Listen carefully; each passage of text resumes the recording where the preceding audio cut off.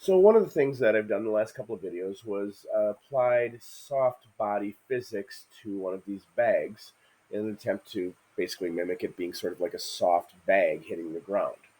And one other option that might be a lot faster and more pragmatic is the idea of using cloth rather than simply than applying a soft body. So let's give that a shot. I'm going to do a quick Shift D and duplicate this, and I will hide the original. And let's just give that a new name. We'll just call this cloth bag.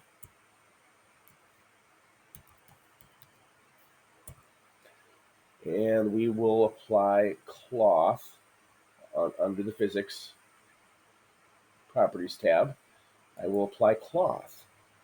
I think what I'll do right away is apply linear to this so that it just knows to fall straight down. And let's go ahead and push play and see what happens. Give it a minute.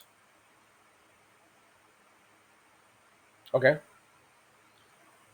So that being the case, let's make a few more changes. I'm going to go ahead and let's take the structural stiffness up a bunch. Let's do, I don't know, 850. The bending we will take up quite a bit, and we'll see what that does.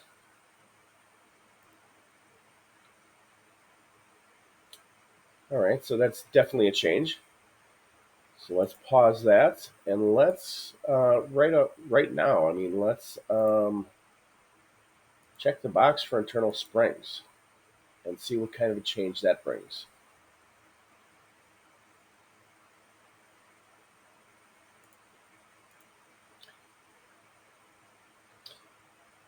Okay, now I think under damping, I'm going to take up the value for bending, how much the bending behavior is dampened. So I'm just going to take that up, maybe to be consistent with these other values, and we'll see what that does for us.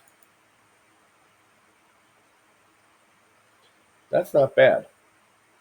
I might do a little bit of tweaking, but seriously, this is a nice, not bad, and it took a lot less time and effort than using the soft body mechanics. So I'll tweak this and play with this a little bit, but I think this is very close to what I'm probably going to want to have happen.